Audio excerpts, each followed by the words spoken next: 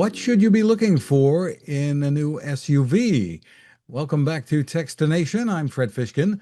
Joining us from Kia America is Head of Corporate Communications, James Bell. Hi, James. Good morning, Fred. Nice to be here. Great to see you. And tough choices facing consumers today, I think, when they're vehicle shopping, often for an SUV. Stick with gas powered, maybe go hybrid or all electric. How do the advantages of each or even disadvantages stack up? I think the first point that always needs to be made, because you're right, it can be confusing. There's lots of different options out there, but that's also the benefit of the car industry. It's a very competitive place, and so we always have to be upgrading our game and bringing out the latest and greatest and making sure that people have every option possible. It's easy once you really have a deep, serious, candid look at how you're going to use your next car. There's something in the American car buying psyche that says, I want the biggest, I want the boldest, I want as much as possible. And then 2 years on, you realize, wow, I completely overbought. It's like buying a a five bedroom house if it's just you and your wife. Doesn't make sense. So it's all about looking at your lifestyle and saying, what is the best fit? Nobody likes going to the gas station, let's be fair. Sorry, gas station owners, but they're not always the most pleasant place to go.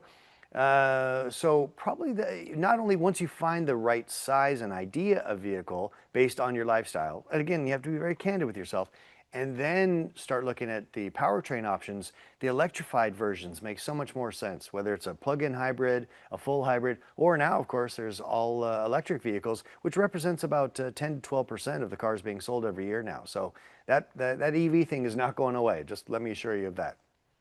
And are there still a lot of misconceptions that people have out there that they don't think it can fit into their lifestyle, for instance?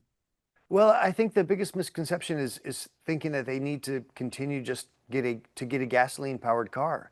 The electrified versions are just so much better. Let's just start with the driving experience. They're quieter, they're faster, they're smoother, they're less intrusion, and those words that I just said, I call that luxury. And then if you go to a plug-in hybrid, of course, the first 40 miles or so that you drive are all electric, so the engine doesn't even turn on. So that's even more comfortable and easy to drive. And if you go electric, well, you're never going to a gas station again. So it really becomes, looking at the luxury, if you will, of electrification. And then on top of all that, there are even less maintenance things to do because they are electric. They have that electric powertrain, so the engine is barely being used, and when it is, it's not under stress. So it's just a smarter choice on so many levels. So what is this that you've got next to you there that we're seeing, Oh James? yeah. I forgot about that. Yeah, that's my friend, the new updated Sportage. That's our X Pro version. So that if somebody again looking at their lifestyle, maybe on weekends they really like to throw the dog in the back and the bike in the back or something, and go up to some mountaintop and meet friends and spend some quality time in nature. Then the X Pro version is perfect for that. This is it's not Jeep level, go climb over rocks kind of thing, because let's be fair, most people don't do that.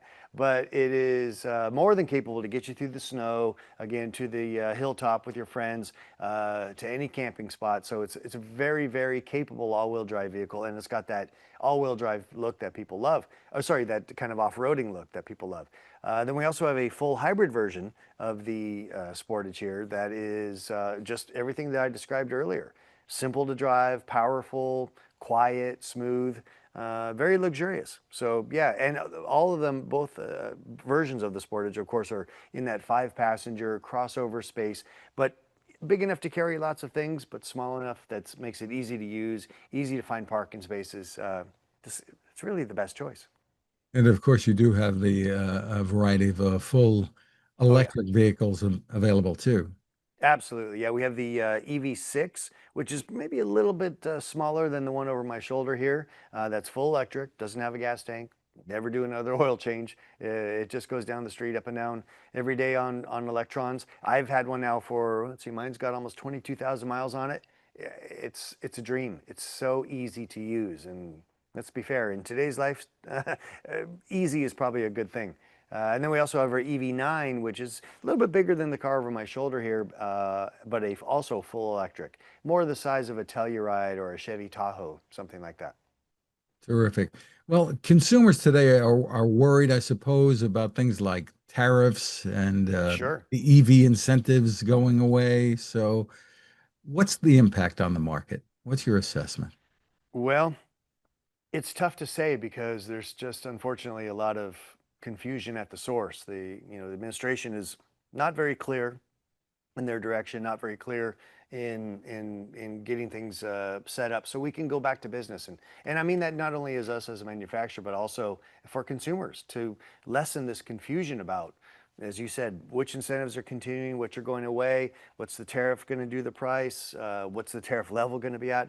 It's just a lot of confusion right now, and that makes it tough to do business. But I think the ultimate impact is if you're in the market, especially for a full electric vehicle or electrified ones like we've been talking about, now is a pretty good time because some of those incentives are planning to go away in early October. So you might want to run down to your local dealer and see what's available there. But then going forward, tariffs are basically, an additional cost that has to be carried by somebody, and that's ultimately going to become the consumer. So it's a tough spot, but I think that there are companies like Kia that are offering, a plethora of choices, all at very value-based pricing. So we think we're a pretty good option, a safe haven in the storm of all this economic uncertainty, if you will. You talked about a lot of the advantages personally of owning an Yeah, EV. What is selling them today? Is it word of mouth from relatives, friends, coworkers? I mean, you're telling your neighbors, you're telling your yeah, friends. And yeah. tell me about that. I do think there's a lot of it is Fred is I like to say like local champions, people who have EVs and are instantly converted to the idea. I can tell you, it's you. My wife drives a gasoline powered car, and I'm just dying for her to get out of that thing and into a full electric because she'll love it. It's just so much easier.